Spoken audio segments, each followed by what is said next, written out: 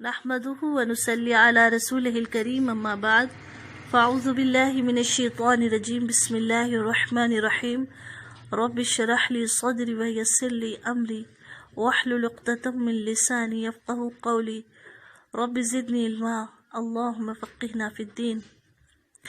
معزز سامعین، میری آج کی گفتگو کا عنوان ہے عقیدہ ختم نبوت، رسالت مآب صلی اللہ علیہ وسلم، صحابہ اور سلف کی نظر میں۔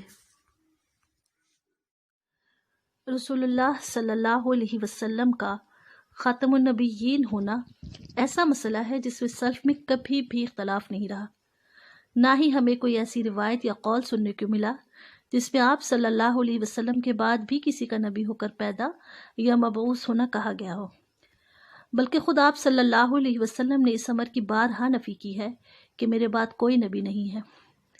رسالت و نبوت کا انقطاع ہو چکا ہے اور شریعت مکمل ہو چکی ہے۔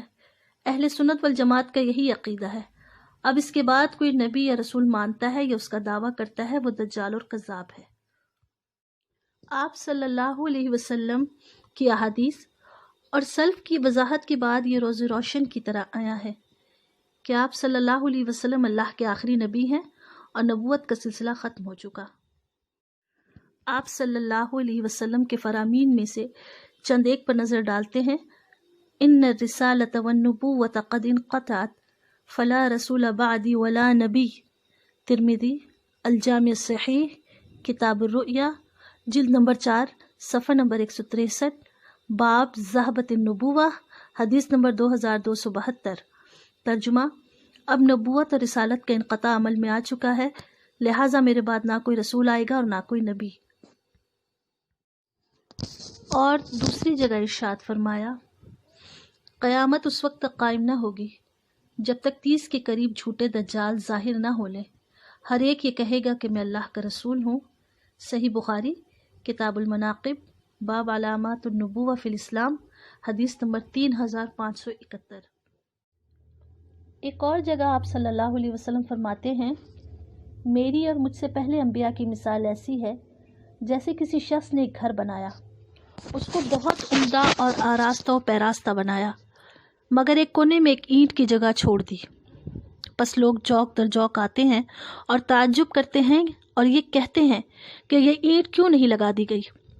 آپ صلی اللہ علیہ وسلم نے فرمایا، وہ اینٹ میں ہوں اور میں انبیاء کرام کا خاتم ہوں۔ اس مفہوم کی ایک حدیث مبارکہ حضرت جابر بن عبداللہ رضی اللہ تعالیٰ عنہ نے بھی روایت کی ہے۔ صحیح بخاری، کتاب المناقب، باب خاتم النبیین صلی اللہ علیہ وسلم، حدیث نمبر 3534 اور 3535۔ دوسری جگہ آپ صلی اللہ علیہ وسلم فرماتے ہیں کہ نبوت میں سے میری وفات کے بعد کچھ باقی نہ رہے گا مگر خوشخبریاں رہ جائیں گی۔ لوگوں نے عرض کیا، خوشخبریاں کیا ہیں؟ آپ صلی اللہ علیہ وسلم نے فرمایا، اچھے خواب۔ صحیح بخاری، کتاب التعبیر، باب المبشرات، حدیث نمبر 6990۔ عہد رسالت مآب صلی اللہ علیہ وسلم کے بعد جس فتنے نے سب سے زیادہ سر اٹھایا وہ انہی جھوٹے مدعیان نبوت کا تھا، جس کے باعث ارتداد کا سلسلہ شروع ہو گیا اور قبائل کے قبائل مرتد ہو گئے اور مدینہ منورہ پر چڑھائی کا سوچنے لگے۔ ان میں سب سے سخت مقابلہ مسلمہ کذاب سے ہوا اور وہ اتنا سخت ثابت ہوا کہ 1200 صحابہ کرام اس جنگ میں شہید ہو گئے، مگر مسلمہ قتل ہوا اور حضرت ابوبکر صدیق رضی اللہ تعالیٰ عنہ نے اس کے علاوہ بھی تمام جھوٹے مدعیان نبوت کی بیخ کر دی اور اس قول پر جم گئے کہ رسالت اور نبوت رسول اللہ صلی اللہ علیہ وسلم پر ختم ہو چکی ہے۔ اب سلف میں سے کچھ علماء کی آراء پر نظر ڈالتے ہیں۔ تفسیر باب التاویل میں حضرت علاء الدین علی بن محمد خازن، وفات 741 ہجری، لکھتے ہیں، خاتم النبیین کے معنی ہے کہ اللہ کریم نے ان پر سلسلہ نبوت ختم کر دیا، بس ان کے بعد کوئی نبوت نہیں اور نہ ہی ان کے ساتھ کوئی اور نبی ہے۔ الجامع لاحکام القرآن میں امام ابو عبداللہ محمد بن احمد قرطبی، وفات 671 ہجری، لکھتے ہیں، خاتم النبیین کے یہ الفاظ تمام قدیم و جدید علماء امت کے نزدیک مکمل طور پر عموم یعنی ظاہری معنی پر ہیں، جو بطور نص قطعی تقاضا کرتے ہیں کہ رسول اللہ صلی اللہ علیہ وسلم کے بعد کوئی نبی نہیں۔ ابو منصور ماتریدی، وفات 333 ہجری۔ اپنی تفسیر تاویلات اہل سنہ میں لکھتے ہیں جو کوئی آپ صلی اللہ علیہ وسلم کے بعد نبی کے آنے کا دعویٰ کرے تو اس سے کوئی حجت و دلیل طلب نہیں کی جائے گی بلکہ اسے جھٹلایا جائے گا، کیونکہ رسول اکرم صلی اللہ علیہ وسلم فرما چکے ہیں لا نبی بعدی، یعنی میرے بعد کوئی نبی نہیں۔ تاویلات اہل سنہ جلد 8 صفحہ نمبر 396 تحت الآیہ نمبر 40۔